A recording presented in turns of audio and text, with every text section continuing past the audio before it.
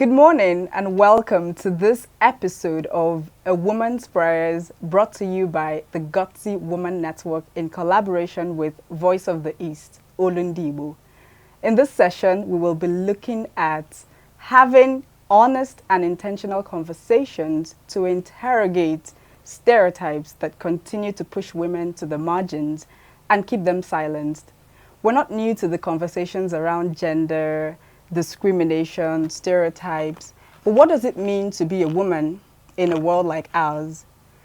Very often we forget that to get to the heart of these conversations, we need to hear from the participants themselves. We need to hear from women themselves to position accurately the situation and to understand what it's really like existing in a largely patriarchal society. And that's why we're having this conversation intentionally, with honesty and with depth, because we are going to ask uncomfortable questions to really get to the heart of the issue. And I don't think that I could have a better constitution of my panel than the women that I have here with me. Extraordinary, powerful, accomplished, and I'm more than happy to welcome you people to today's program. Thank you. Thank you. Thank you so much. Thank you for joining us. I have Dr. Chinemerem Anyi, Lead Director, Relief Pitch Initiative, a President of the Global Sister Alliance, Global President of Umeh Progressive Association, and the President, Director General of Umeh Peter Mba. That's a truckload of portfolio that you have here. Thank you so much for joining us today, Ma. Thank you. And by my far left, I have no other person than Professor Ethel Doris Umeh. Prof, thank you for coming.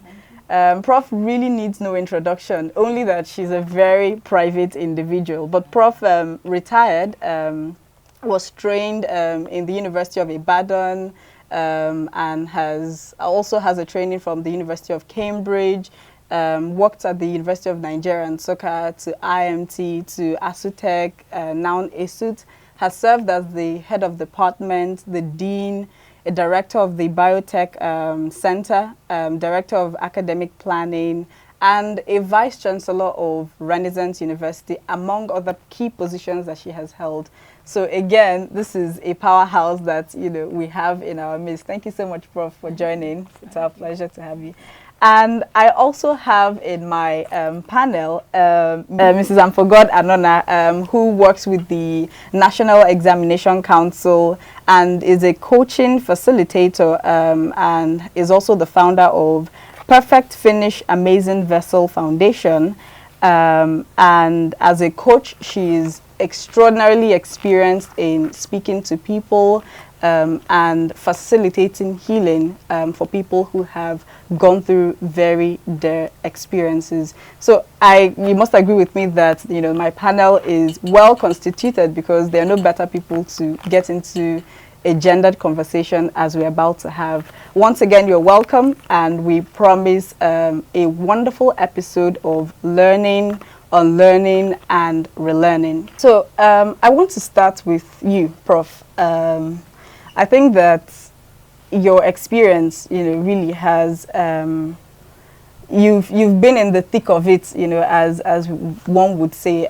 You've been there, you've done it, you've seen it all, and I think you're not new to the issue of stereotypes and gender discrimination, and I also think that your experience and your age affords you a better perspective, to how things really stand.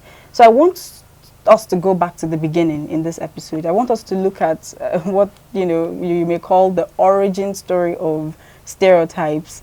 How did we get to the point that we are as a society? How do you think that some of these stereotypes, some of the cultural norms that we see in society, that has now found their way in workspaces, as barriers for women, career-wise, economically, financially, even politically as well? How did we get to the point where society believes that, the woman is less, and as such, will have to struggle or fight her way more strongly than the man to, become accomplished? Thank you very much. Well, the origin, I don't think we can start with the origin. We can start from midway. Okay. Midway, then we can go back to the origin. Okay. I think midway is started from the family because somehow mothers have it in their head that their daughters should just grow, get married, and leave the home. Mm-hmm. And then the sons, they have to be trained to do something and marry. And so we have bred generations of people thinking that their place in life is to get married. I remember when I was growing up, people were called Oriako. You marry and you go and enjoy your enjoy husband. wealth, yeah. So families were just unloading what they think. It has taken a new name today. Muyodogu. So Dogu. Yes. Yes. So women have it in their heads, or rather families have in their heads that they will unload their responsibility to another man. And then the girl thinks that, well, she's good for nothing but to produce children and obey the husband. So it has been there for generations. So it is engraved in our psyche that this is the way it should be. Now, if you want to go back to the origin, I tell you, it started from what I should call, this masculinity. Yeah. The man. Then there were no governments as such. Such as. So he takes a wife, and then you can't challenge your husband. He beats you to submission. So you have to obey him. It started with physical strength. Maybe I think if the women were as strong as the men, and they want to order her about, and she says no, and they fight, and the woman beats, things will be different. But because they can beat you to pulp if you don't obey. So the thing has just gone into our head, and we take it. And then we grow up thinking that we can't do anything. We can't do anything. We have to depend on our husband. So we rush to get married and then be miserable. Suffer so many, what do I call it? Trauma because you're married. Yeah. So I think that this has gone on generation. Even the mothers encourage their children and get a husband, and then have children. So they don't encourage them to stand on their 2 feet, to have a mind of their own. So what do you expect? It has to continue like that until we decide to say, no, this is wrong. Yeah. You can stand on your feet. You don't have to get married if you don't feel like getting married. If you are trained, like it. Yeah. Yeah. If you're trained, you have something that earns you income. You can say, no, I don't want to get married. You can adopt a child, or you can have a baby and train. You don't have to look at them. If you're not married, you look miserable.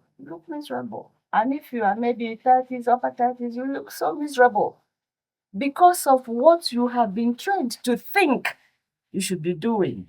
Oh, your mates they have all got married. I think that's the word there should be brainwashed. Yes. And not trained. Yes. I think what Prof has given us is really a fantastic icebreaker because what you've touched on is one of the origin, one of the cardinal points of subjugation.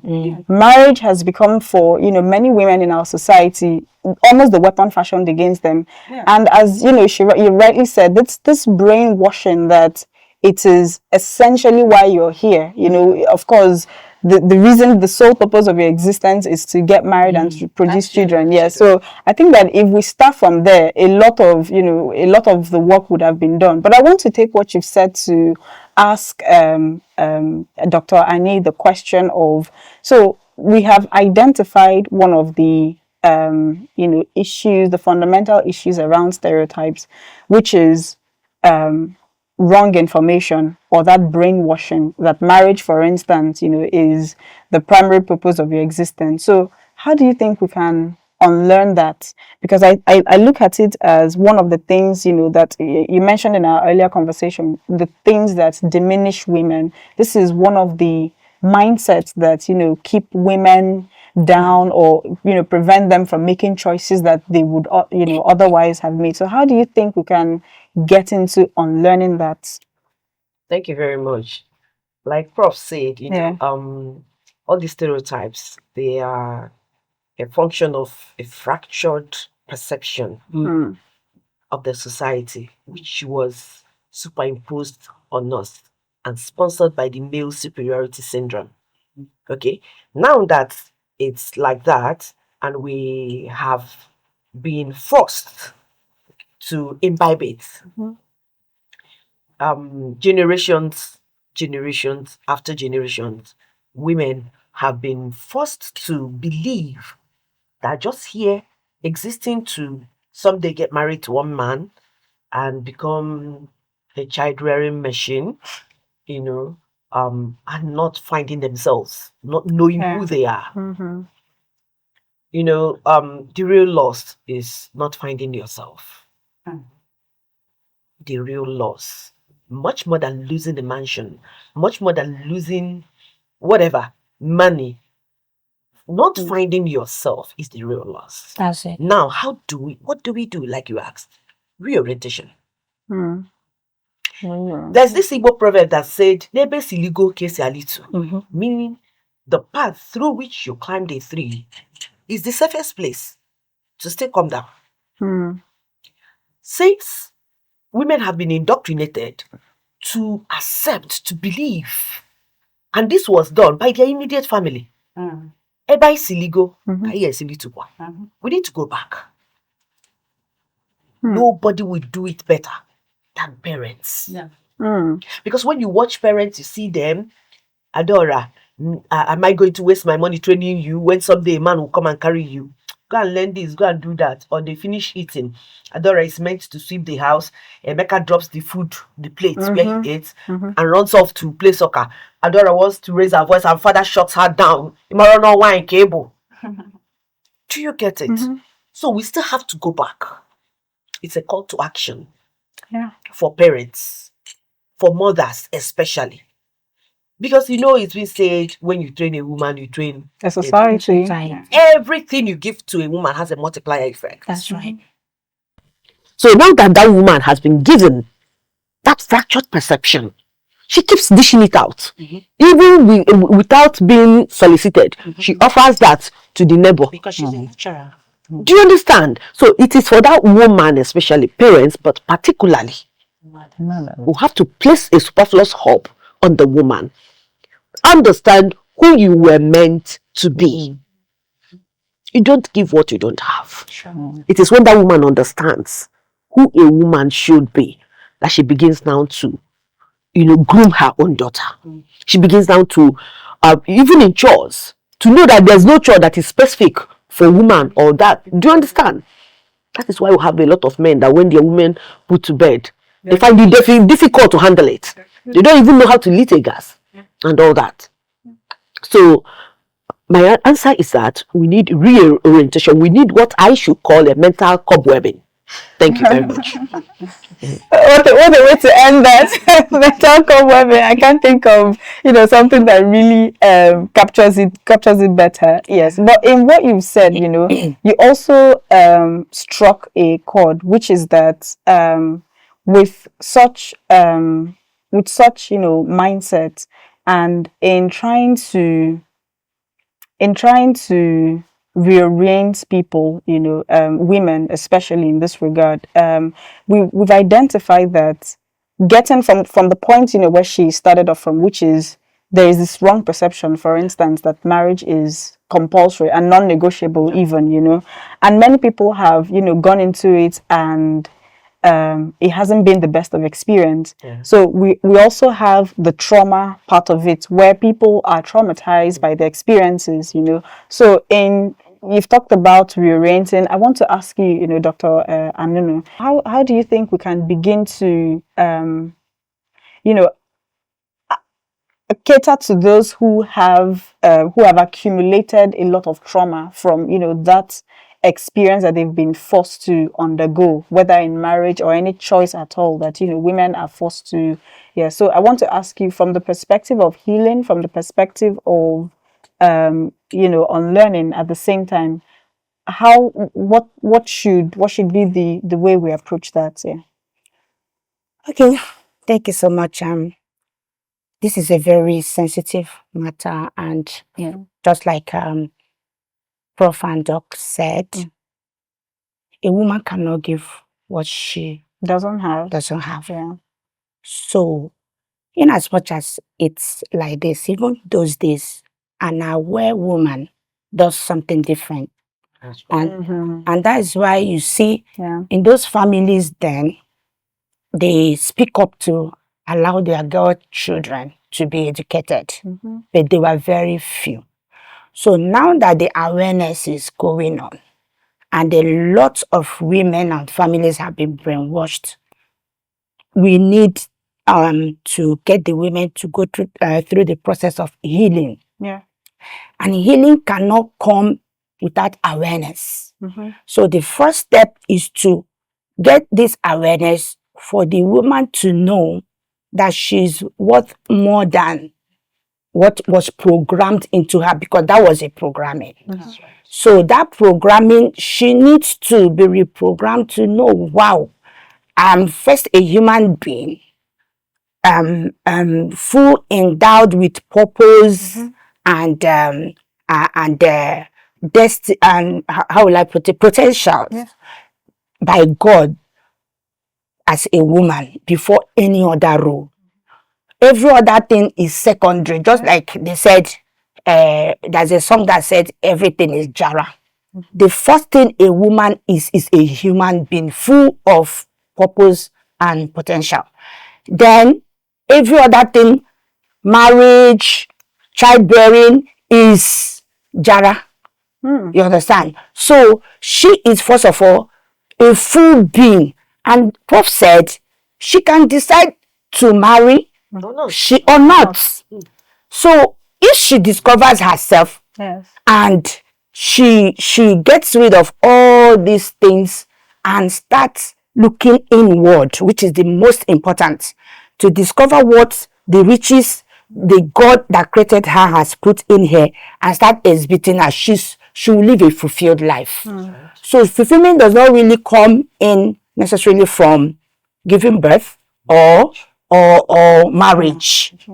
So we need to take this awareness for women to heal from all those things that have been brainwashed into them, to know that their daughters are worth more. And it needs to start with them, because if you failed it, get up, stand up and say, I will do something different. And that's why I will conclude by saying, every woman, before you now take your daughter into marriage, sit down and make sure and analyze and assess the kind of information you have already programmed into her before she will go in there and begin to reproduce your kind, which is pattern and recycling of what is not serving humanity. Okay, so, and that is what I have to say about that. That's a lot to say, and that's something that I really wish that every woman would have the opportunity to hear. Thank you so much for that input. Prof, I come back to you. To put in something. Yes, please. You see, when we target young people to reprogram them, I think we may be starting from the middle. It is the mothers that are the problem, because they tell the daughters what they should be doing. This is your role. The mothers should also be reprogrammed. First, to have value for their own life, that they are people. They are people to be respected. And you see, women are not respected. We need to be respected. And until you carry yourself in a way that you should be respected, you're respected.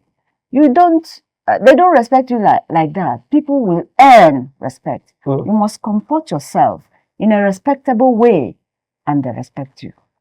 Then, let me tell my own story about when I finished, because I didn't work, I just read, just like that. When I finished the university education, and I told my friends I want to go and do PhD, they said, what? Go and get married, my friend. By the time you finish, nobody will want to marry you. You'll be so educated, nobody will talk to you. It was so rampant then. Still is. Yeah, you're correct. Then just to defy them, my boyfriend then was in the UK. I headed for Canada.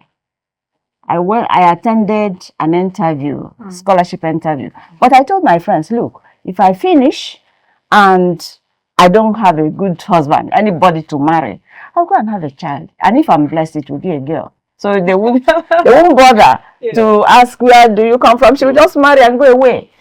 So this is my mindset. I wanted to go to Canada. If my boyfriend wants, let him come to Canada. But my field of study, the scholarship board said no, it is better done in the UK. So they changed it for me. So I went to UK, and then I got married to my boyfriend. Then, So I mean, when you have marriage, it has to be marriage. You make mistake, but if you follow your dream, marriage will come. Naturally. Naturally. The right person for you will come. Not because your parents want you to marry and save them this embarrassment. They have a daughter who can't find a husband. No. So I think we should have a mind of our own. We should have a mind of our own. Absolutely, Prof. Yes. I do agree. In a positive way. Yeah. In a positive way. Yes. Come to that. Just like she said, she was talking about healing. I dare say that healing is not weakness, it's a strategy. Yes, it is. Because some persons will, when you want to heal, they begin to see you as being weird. Do you want to go out of the way? You should carry your cross. You should bear your silent pain. But healing is not weakness. It is strategy, And in healing, you begin now to define yourself. That's it. You begin to recover your self-aware. And it's not rebellion. Not in any way. Do you understand? And when you find yourself, you begin to respect yourself the more, just like Prof said. I used to say it, you have the right not to respect. You might choose not to respect me. Fine, that's okay. I won't argue. But you cannot stop me from respecting myself. Yes. Yes. So when I discover myself, I value myself, I place a price on myself, I carry myself as I would with dignity. And then you have no choice than to address me like I carry myself. It's basically, I think it's Socrates that said, Aristotle, that said, no one can say thou art if you don't say I am. Yes. Yes. One of the first questions of human existence. So thank you so much for adding that. Sorry, I want to add something to what Prof said. Prof said we should start from the middle. That's the mothers. Yes. And there I come in because I'm a reparenting coach. Okay. So, and in my own journey of reparenting, because I started with my life, some of these things I'm doing or I know I'm saying, I didn't get it from my background. It's as I was growing up, I discovered a vacuum, a void in my life because the life I was presently living was not serving me. So I wanted to know what next, and there's a prompting in my spirit that I'm built for more. So I gave myself to knowledge, and I started gaining knowledge that now started helping me to become. And so from there, I take up to the place of reparenting. And I discovered that in this case of reparenting, it's not very easy. It's not palatable. It's not easy at all. And Prof talking about starting from this woman and from my journey, it was like someone walking on hot charcoal on barefoot. Because my journey started when I was 40 something years. And from 0 to this 40, that should be around 45 years of my life, I have been programmed and wired a certain way. Now, me coming to, if not that, I discovered me to say, this life has not served me. Yeah. I need, is there no other way? And I started discovering that there are other ways. And I gave myself to the hard way of changing me. Now, you coming to change other women is very, very hard. So, my journey taught me that as a child, you have no option. You have no option. The first place where you be giving birth to, the kind of parents that will give birth to you, the kind of nation that you will be giving birth to, the family, and all the rest of them. Now, I'm not explaining it to you. Yes, yeah, nobody explained it. Now, as an adult, it's now you that will looking into your life to say, assess yourself, meaning that it's now only you and God that can change you. So if you don't have the knowledge to know, question things like this stereotype we are talking about, to analyze, so far, where has it taken me to? You may not be able to change it. I beg, as we do, if I may ask, no, if you are one, Yes. and you have been brainwashed that your life is for a man, and the man will take care of it, and you don't have any other knowledge about where will you change from. That's no way. And difficult journey. It's a very long and difficult journey. You're correct. Yes. So then that's why I said let's start from these younger ones. As they are growing, before they go into this thing called marriage or the life that they assume to go into, you now have to call yourself meeting and do the necessity. So I'm saying that we need to start from these younger ones as much as we can. The mothers too, those who are open for change, can Catch them. and help inward while we are doing ours outside, so that this stereotype can be changed. Thank you so much. Yes, I teach Sunday school and I focus on the girls, telling them why they should not always agree with the world. Because the world perception of you as a woman, a girl, is half that of. But you should challenge that, because you are born, you are created equal. Genesis 1:27, I think, said, and God created man in his own image. In the image of God created he him, male and female created he them. Another place said, and God blessed them. He didn't say, and God blessed the man. So I hammer it in their head. And he saw that everything he created was good. Yes. And none was superior to the other. Because very often, when we talk about stereotype and gender issues, we look to religion, from either an accusative, point of view, or a happy point of view, because as we've rightly, identified in Genesis, that it acknowledges the equality of, the human beings. But there are still controversy as to, for instance, the Bible, which may be, our primary reference, for morality.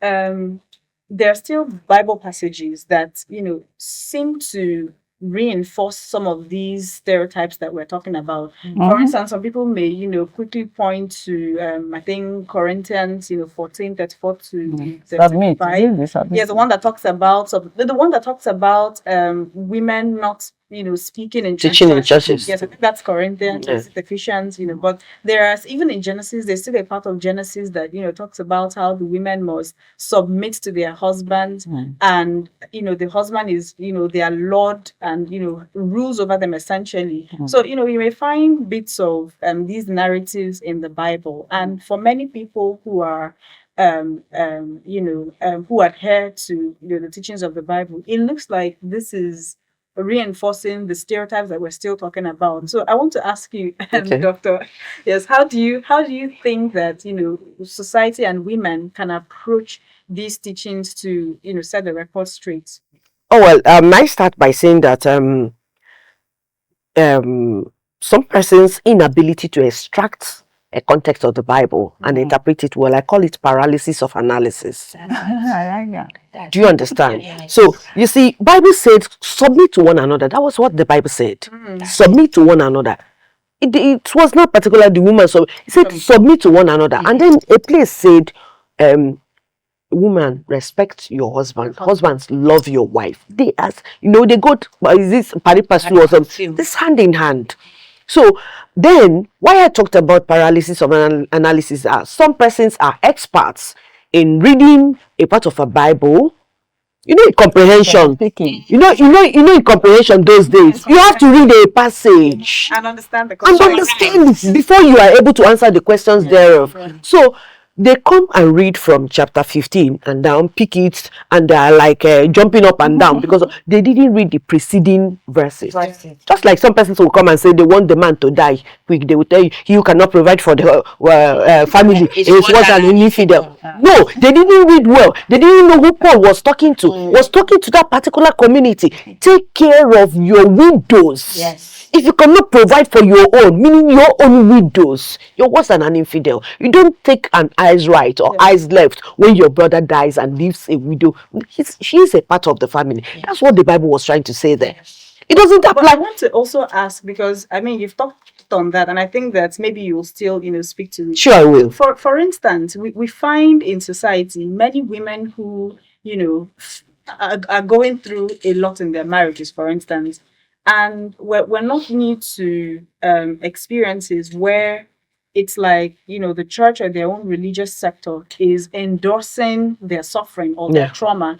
In fact, I remember speaking to a survivor who was sharing the experience that the husband, who was a senior pastor in their church, would use the Bible, to shame her on the pulpit, and it's also this thing of, cherry picking and maybe distorting the meaning to suit what you really want. But when we have people doing that from the top, when we have the religious leaders themselves, being the ones now giving a different interpretation for their own interest, how do you also think that you can approach that? That is selective comprehension. They choose the ones they feel they want to, telling you how it will suit them. That doesn't mean that is what the Bible was talking about. Like talking about those where he said a woman should not teach in the church when you go speak. Paul taught a lot of countries during his ministry. He didn't say that to everybody. There's this peculiarity. There's this when you come to a place and you find their problem, you do problem identification, and it's peculiar to that. There's this cultural variations. So you treat things the way some because of the problem, where it stems from, and you have seen that this thing is peculiar. For instance, now there's this stereotype. That's a measure of stereotype that they are doing now to everybody, but that thing was particular for a particular church, a church of particular concern. A country of particular concern. Do you understand? So because when you check it, you will now see that in our own society now, there are some states or some communities that are famed for a particular thing. Yes. So that church was famed for maybe their women were haywire. They have some level of scotch. Do you understand? So that was why Paul said that it's not applicable to. It makes sense because it makes a lot of sense. And he said when you get home, discuss it with your husband. But for here, you don't know how many women has gotten up and charged the tiger in church before he came. You understand? So there are some. See, when you're talking to me, I also listen to the unspoken ones. So some things may have transpired. Do you understand? So now the church, a man who has decided to embark on selective comprehension, pick this one just to suit him, or just to shame his wife and all that. The man is not even a true Christian. The man himself is even sick. Yes, that's what the man is not a true Christian. You know, he's just trying to arm himself with tools to fight his wife. He's sick. He's hiding under the cloak of Christianity to abuse the wife. To unleash violence on the wife. Do you understand? And you know there are some persons that they don't have critical minds. They're not deep thinkers. Anything the pastor says, yeah, so be it. But see, the Bible is for all of us. The Bible says that, I think it's 1 Peter 2:9, we are all choosing generation, royal priesthood. You are meant to find out, read for yourselves and understand. In that place too, it didn't specify whether men or male or female, or men or women. We are all choosing. We are all kings. We are priests. We are choosing generations. Do you understand? So you are meant to read your Bible and understand what your Bible is saying. That's right. You get it. So there are too many confusions here and there. But when you understand it, you will know that leadership. See, come to think of it, let's go back now. The Old Testament is the basis of our faith. You will agree with me. The Old Testament is the basis of. Think of Deborah. Think of women that did exploits in the Bible. So why would their creator? He said, I think it's Revelation 4:11 that said, "All." I think it's Revelation. Yes, all things were created, for thou hast created all things, and for thy pleasure they are and were created. I am for his pleasure. Nobody can convince me otherwise. That's right. I'm just loving this. It is your mindset that the young girls should have. Yes. That is why we are here. She's talking about awareness, much more than the families, because we don't want these women to inculcate in them. We still have to have a way to launch out. Do you understand? And another place you quoted in Genesis, where the Bible said that the desire of the woman shall be of that's a curse. And we all know that what brought that about. As a result of the sin. The jinx has been broken. The woman was cursed. The snake was cursed. And that was why God brought Jesus to destroy everything. Exactly. So that cause of woman's interest being of our desire being upon the man was destroyed by Jesus on the cross. And that was why he showed the cause has been destroyed by meeting a woman first. It was a woman that first met him before he even went back to heaven.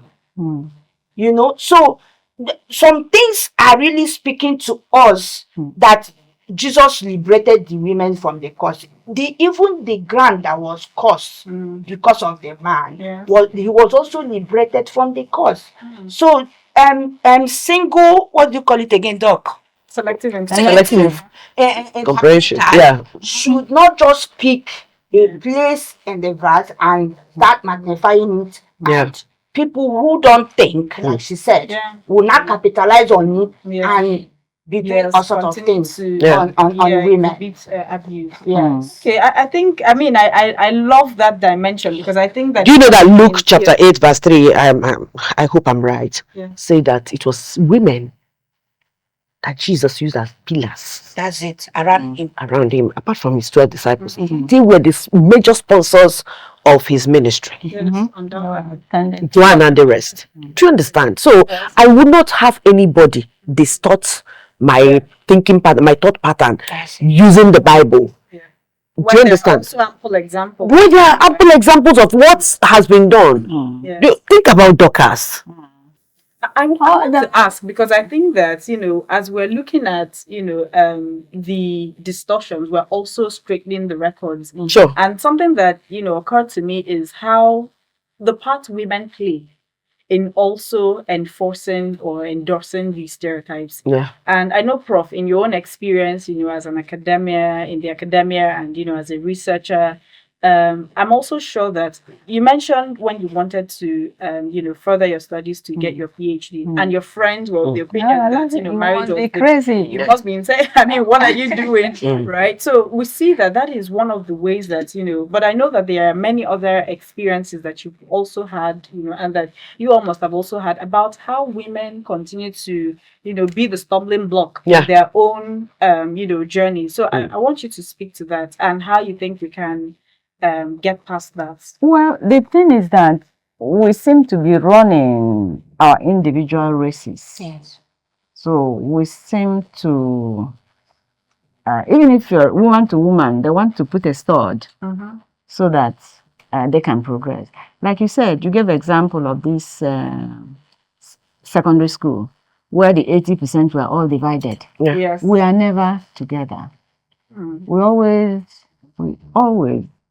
find a reason why we will maybe undercut another, or we are not really happy. Well, let me tell you, if we all claim to be Christians, really, if we are Christians and we use the Bible, what is Christianity? To me, it is uncompromising love. Yeah. Uncompromising. Imagine Jesus on the cross. Another person will say, God will kill your father, kill your mother. But he said, Father, forgive them, for they know not what they do. Uncompromising love. If we can claim to be Christians and then support each other, know that God has infinite resources to bless everybody. I mean, resources of God is infinite. Yeah, it is. You had your own, she has, I have. So if something good happens to one, you'll be happy. Your own will come. But when we undermine each other, this is why women don't progress. But for me, I tell you my own experience, hard work. I know that I am in the world of men. They decide everything. And I was bent on succeeding. So I will work hardest. I will conduct myself in the way that the rule says. I never deviated. Like in the university, never sold handout, never dashed mark, never, everything perfect. In ESU, ask about. And if there is extra work to do, I volunteer and do it. And by the time I was 42, I was already a professor. Wow. Legendary. Yeah. So I think hard work. If you see that the obstacles are too much, focus on your work and work hard. Excel. Don't make mistakes. Yeah? So when you do that, you will succeed. As for the women, we have to get over jealousy. And I mean, if we follow the world too much, that's problem. Yeah, I want to based on something she just said, because thank you so much, Prof, for that, because you've touched on two things. One is that I think we've established that society expects women to go the extra mile to succeed, right? But you may also look at that as one of the discriminatory realities that we're looking at, because if both of us are to attain something, why should I have to exact myself more than you do just because you're, a man? Very often you find that, as Prof has alluded, the woman has to go that extra mile. So how fair is that? And is that something we also need to critically look at in, interrogating these stereotypes? And then also on the issue of, women as, be pitching themselves against each other, for the longest time, you may say that resources, were less accessible to women. So it may make economic sense to want to struggle. I mean, economically, when there is scarcity of resources, there's a struggle. So how do you see that? Do you think that explains why women may want to, pit themselves against each other professionally or in, their respective career because they fear that the space is limited for them? Yes. Well, let me start by using an imagery. Let's say you know how it is when some wicked women bring house helps and they tend to overlabor the house helps. Their own children are sleeping and the house help is running from pillar to post, and in their minds they are punishing those house helps. But they are pruning them, they are fine-tuning them. You understand? There comes a day when the house help is so tushed enough to handle a home, whereas her own daughter cannot handle. Do you understand? So anything that doesn't kill you makes you better. That's right. There's a quote that says, anything that doesn't kill you will try to kill you again. And you will survive it again. Do you understand? So if they make you to work harder, my friend, work harder. As long as there is life in you and there is strength in you, work harder. You will be better for it. You will be the first beneficiary of everything you do, good or bad. All things being equal if you survive. Yes, if you survive. But this is me telling you that we will survive. Set your mind on it. Tell yourself, I am doing this for myself. I am doing this to get better. They think they are punishing me, but I will be better off. Do you understand? Prof wanted to add something to that, but that's a gem. Do you understand? Then the second one, you mentioned two things. The second one, why pitch yourself against the other? Limited space. The sky is too big for everyone. Do you understand? Just be yourself. Focus. Do your thing. You know, when you were talking about stereotypes, when it's women that now reinforce the stereotypes and all, they reinforce it because of their place, as in the orientation they have, where they are coming from. Prof is blessed to have to be self-opinionated. It's not everybody. Let me even tell you, even in the worst of the stereotypes, there were still women. There's no one without exception. There were still women who distinguished themselves because they had, like Daniel, they had excellent spirit in themselves and they dared to be different. Do you understand? So it's common. It's common to have them just because of where they are coming from. It's what they have been what they have been inculcated in them. They have imbibed it, and they now see you as being negatively different. So why are you going to? This is meant for men. And even when they start to understand that women should also dare, they are like, now why are you going to be the eagle among the chicken? Do you understand? So you just stay focused. Don't mind anybody. You understand? One day they will come to the place of understanding. And the sky is big for everyone. Very well. I want to add, before Prof will conclude, I want to add something from my area. Somewhere in the Bible, a man was reading the scripture. The Bible told us he was a man, the Enoch of Ethiopia. He was reading the Bible, and when God sent Philip to him, Philip came and said, "Understandest thou what thou read?" The man said, "How can I understand except nobody taught me?" Some of these are women, nobody taught them. They were just fathoming life by themselves. Take for instance somebody like me. The way I learned before I took it upon myself to give myself an official training was by trial and error. And you know, when you learn by trial and error, you often may not survive. So these women, they don't know. So there is need for teaching. And just like I've said previously, when the brain has been configured and rewired to a certain way, it takes effort, very mighty effort to reprogram, and it has to be intentional. That person and God.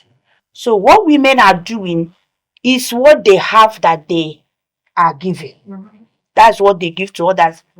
If not for my becoming journey, I don't even know that the sky is so big that there's enough room for everybody. There's enough room for everybody. Honestly, from my own side, I didn't know. It was my becoming journey that exposed me to know. As I kept on rewiring and rewiring my mind, it dawned on me that actually, like Doc said, life, God is really infinite. And what the resources is hard cannot finish. So I now am on my lane. If I see Rachel doing her things, I know her lane is quite different. It's vast for her. You're on your own. Prof is on her own. Doc is on. Everybody is on her own. But how many women have this knowledge? And even if they do, Yeah. did they understand it the way it makes sense to them to mind their lane? I think that's the problem. Yeah. So, and that's why we are here. Yeah. Anyhow they are hearing what we are saying, let it be on them to know that stepping on another person's Right. toes to stand Yeah. is not the best. Yeah. It's not an elevation. It's not an elevation. Not at all. It's not even an option. That's right. Yes, let me Thank you. conclude. Let me conclude with this: working harder than men. Yes, please. Yes. And I use myself as an example. I worked more than 2 times harder than the men. So my advice to the young girls: don't worry, work hard. If it's 5 times more than the men, do it. And you get there, you're in a position. Then another person works very hard, she gets there. They're not being our time, but sometimes you will all be in different high positions, then you change it. That's right. It's in law. Yeah. Yes. That's right. The message. Then women are equal. That's right. Thank you. That's right. Thank you, Prof. Thank you so much. Thank you so much, Prof, for that. I also want to, we're wrapping up now, and I want to, throw 2 questions. I want each of you to lend your thoughts on that. And the first is the issue of women. You also find very often that accomplished women too, tend to want to live very unassuming lives. They want to be hyper modest, about their achievements. And there is something that, some people may argue that it's still, these are indicators of that discrimination. Women have accepted, the backseat. So even when they challenge status quo and, distinguish themselves in society, they're still, careful not to show themselves as too much, as, Gen Zs may say. Yeah, so that's one. And the second is also that, how do we also think that men should come into the conversation around gender and stereotypes? Because if we succeed in educating all the women, all the young girls, we're still going to live in a society where, it's not just women. The men who don't have access to the education continue to exhibit the things that, put stones on their path. So, Prof, let's start with you. Yeah, it may be correct if the woman achieved her success through the husband. They would like to take a back seat, never competing with the husband. Yes. For people like me, I've always wanted a quiet life. So as popular and as powerful as I was in Esut, as soon as I leave Esut Gate, I take my professorial hat and throw it away. That's right. You know the reason? I want to be myself. If you come, I'm a professor, everybody must respect you. And if they don't respect you, you put tension on yourself. You understand? As old as I am, I don't have a single illness which I say I suffer. In fact, from 2000, I've never taken any drug, not even Panadol. Wow. Because I always be myself. I don't care what you think about me. No. Prof will organize another episode where you tell us about your health. Yeah. Just have a good mind. Yeah. Love. I tell my Sunday school children, if you are not loving, you are not living. That's right. Loving is not a boy-girl thing. Respect others, help others, think good about others. Not just me. No. So, in my own case, it is not because anybody wired any, because I refuse to be wired. When they told my father, don't send me to, I said, no, I must go. Thank God for I your must go. too. Yes. Your mom really tried. Those are the examples. So it may be those people that got to their position through their husband, they like to take back seats. But for people who want to be acknowledged, they will take the front seat because they merited it. Okay. But there are people like me who, in spite of what they have achieved, they want to live a quiet, private life. Yes. Which is valid. Yeah. Yes. Thank you. Thank you so much for Okay, I think that some persons naturally are unassuming. Yes. Naturally, they are unassuming and they are very modest. In fact, they are the first to make lists of their achievements. Okay, so there are people like that. But then there are this set of people that are gong sounders. You understand?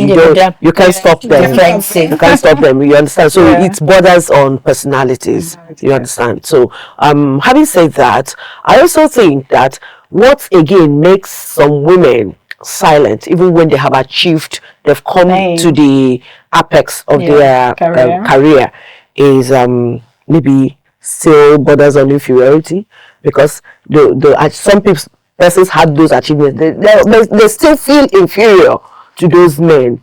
Do you understand? So, and again, some of them, when they are the only person in the room, they feel and they're older men. Do you understand? They feel intimidated. No, you don't have to feel like that. That's one of the things. And to overcome that, women must rise. Do you understand? They must rise, telling themselves that health, healing, dignity, and purpose can dwell in the same soul.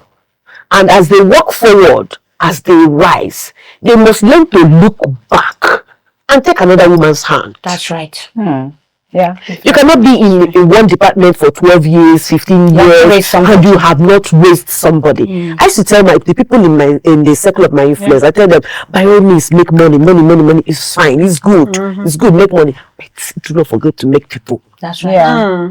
Yes. Make people, make sure that there are persons you are pouring yourself into. Impartation. So when you see those girls that you have raised, even if they have not come to the doctoral stage, you know, and when you look at them, they deposit a bounce in your step. That's right. You begin now to muster courage and strength, just seeing that they are there. They may not even be privileged to talk on the issue at stake, because they are not stakeholders or they are not super stakeholders, but knowing that these people are here for you, it deposits a kind of courage.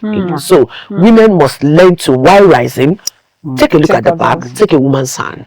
Thank you. Thank you so much. Thank you, Doc, for that. Thank you. Yes. From the last program that Mrs. Rachel did, that was the last Costi program. Yes. It gladdened my heart to know that a lot of men are coming to this awareness of women and what they are made up of. Yes. It's not yet loud, but the step has started. So from the male that spoke on the program, I was so happy. It's starting. Then the next thing is for women to now really come to self-realization, to know themselves and the stuff that they are made up of. Because if you want to bring me down, and I said respectfully, this is me and I wouldn't want this, I stand it, you have to rethink. So women will have a lot of work to do to, first of all, heal. Talking from someone like me, my upbringing numbed me. It numbed me that I didn't even believe in anything. I was so numb that I was just a general human being. I was just a general woman. Anything goes with me until knowledge came and I began to heal. Like Doc said about inferiority complex. Inferiority complex started from somewhere. It's emotional wounds and some of the stuff we got from childhood that brought about inferiority complex. So if you need to go through the process of healing so that you will heal. I didn't know what it meant to be assertive. I didn't have it anywhere. It was as a cause of me reparenting myself that I started gradually to know how to say no. And my no is my no. So women have to heal. Wherever you are, and you know that what you are doing is not serving you. You are being looked down on, and I don't care where it's coming from because I'm a pastor's child. So people who are known in the society, they are they are always the source where all these major abuses come from, because people are looking up to them. And because people are looking up to them, and they are not digesting information that is given to them, and critically thinking and analyzing, they'll just carry it out like that. So, but if a healed person like me, now there are things we'll be discussing. By the time I've started analyzing, before I will know what to do and what to say. So I'm saying that women need healing. And as they are healing, they are now asserting their right to live, right to life, right to be human, outside marriage, outside childbearing. So to live as a person full of potential, full of purpose from God, so that every other thing will now settle itself. Okay, thank you. And in respect to what you said about bringing men into this, erosion of stereotypes, I can just liken it. It could be likened to a burglar entering into your house, and he said, he came through the window. Now I'm going to build a burglary proof, and you do it. And with this era of technology, they now know what to put there. You will not even hear sure it has opened. Tomorrow you build another one, and they will do the one they will use remote to open it. So why waste your money? Why waste resources, both time and finances? Leave the door open. Not just leaving the door open. And funny enough, you think you know who the burglar is. Okay. Why don't you bring the burglar? Okay. Have him or her sit down, talk with the person, let the person know why it is wrong for him to burgle. You don't understand the ills of being a burglar, and how it will pay him better to be a better person, to be a responsible member of the society.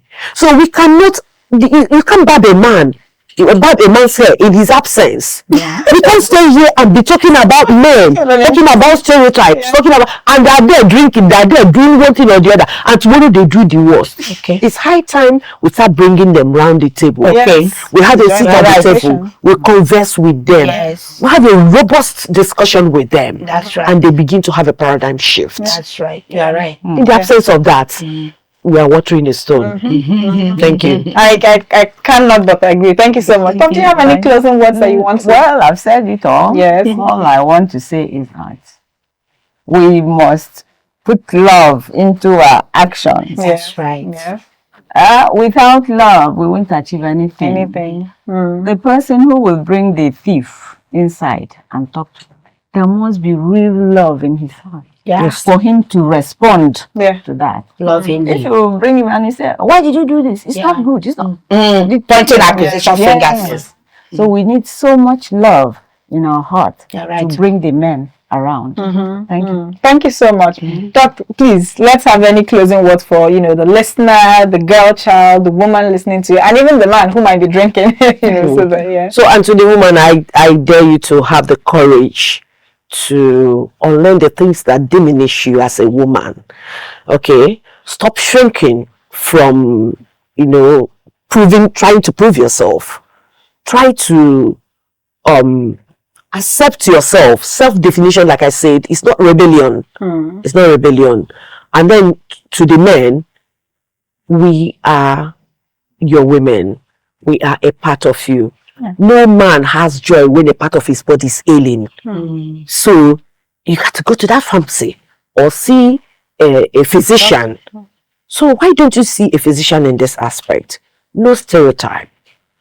Don't diminish women. Don't diminish any part of your body, because it will you'll be worse for it. Have a rethink. And to the children, it doesn't matter who has raised you. There are people who were raised by stark mad women on the streets. Today, they have become. Again, woman, do not judge yourself from where you are. This is a season of becoming. That is not your bus stop. You're just becoming. Thank you very much. Thank you so much. Thank you so much, Doc. Now, closing words from you to your listener today. Yeah, to my listeners, I would say, please go through the process of healing, both men and women. Healing is important. Looking into you, whatever it is that is not serving humanity. Stop it. And the way to stop is to heal. That thing that is aching you, that is making you be aggressive, see your fellow human being, whether it is male or female, with aggression and annoyance, is inherited. Just like Doc said, we are from God and God is love. So if you heal, your natural self will come out and you'll be able to carry everyone around you. The most important thing is for us all to be happy and be fulfilled. Nobody is competing with anybody. I don't think a woman is out there and happy to compete with a man, except a woman that is sick. And I'm also speaking that she should be healed. Yeah. So live your life, I live my own, and the world will contain all of us. Thank you so much. Thank you so much. you. Thank you. And to you, viewer, I'm sure that this has been much more than a promising episode. It's been a fantastic session speaking with Professor Ethel, Doris, Umeh, Dr. Chinemerem, Anyi, and Mrs. AmforGod Anuna. Thank you so much for joining in today's dialogue. And I hope that you take out something from the entire conversation to help in your own life, and also to become a champion for change and interrogating the stereotypes, negative stereotypes that we have in our society, and pushing for equity in society. Thank you so much, and see you next time.